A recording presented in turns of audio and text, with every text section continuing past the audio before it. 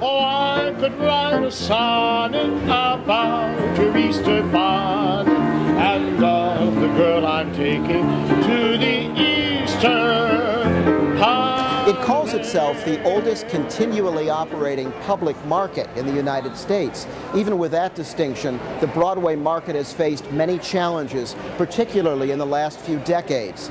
A shrinking population, a decaying neighborhood, changing shopping habits by people who buy these type of wares. All of these have conspired to really cause some major problems with the Broadway Market. However, there are a lot of people who are saying the momentum has shifted. We now see a new market manager. Just in the last few months, we've seen several new permanent vendors move into this market, and a number of temporary vendors, of course, set up shop for the Easter season, which is the busiest season of the year. And there are people who are thinking that just maybe the market has shifted direction. In the longer term, the city is promising to put a lot more money into the market. $1 million has already been committed, and there could be new money in the future.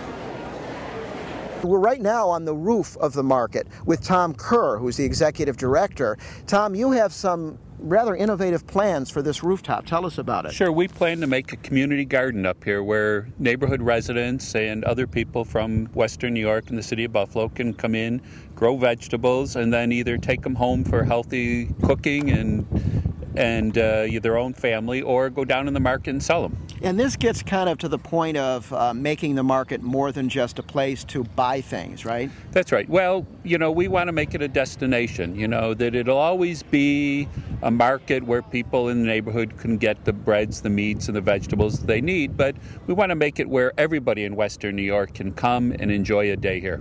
Every year we come.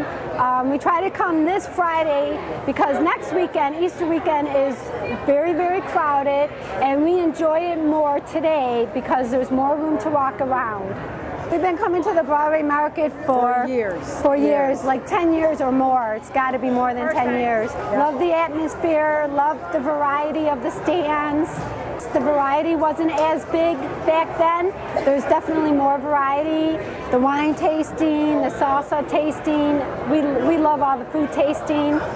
It's definitely positive. It's excellent. We're standing inside a closet. Actually, it's Grandma Martha's closet here at the Broadway Market, one of the temporary vendors here at the market for the holidays, who's really hoping to open a full-time business after taking some business assistance classes. Martha Nealon is with me. Your interesting shop sells everything from hand-painted glass to handmade baskets and stuffed animals.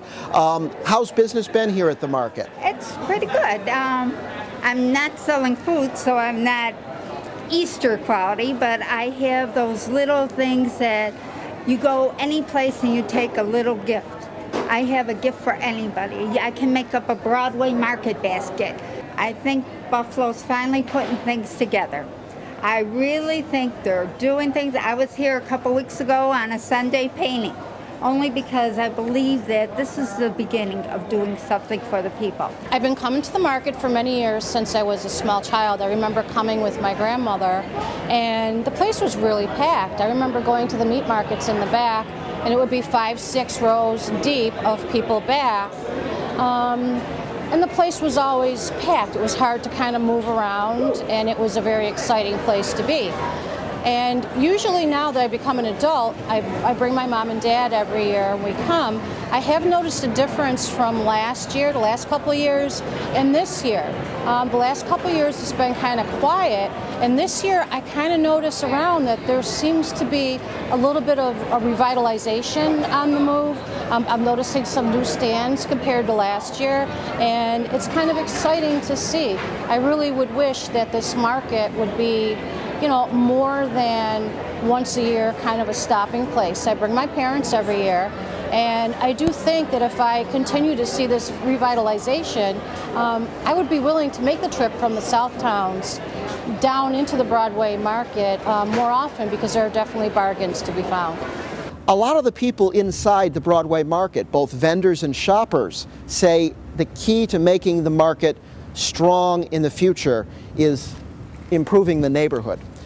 They say that there are just too many dilapidated buildings. There's at least the perception of crime problems. And they say before the city pumps millions of dollars into the Broadway Market, it needs to think about this type of building, which is literally right across the street from one of the entrances of the market. The Broadway Market clearly continues to face challenges. The population continues to shrink in the area. Shoppers are still very accustomed to going to international markets and supermarkets and suburban malls.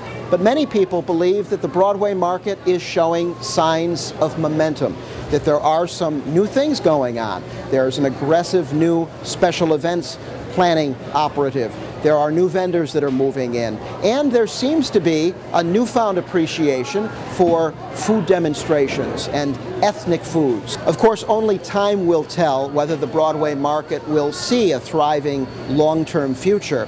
But Common Council President David Franzik, who represents the Fillmore district in which this market is located, told me that, quote, "It looks like there's a real good buzz going on here." Baskets full of Easter joy, things to make your Easter bright and gay. He's got jelly beans for Tommy, colored eggs for Sister Sue.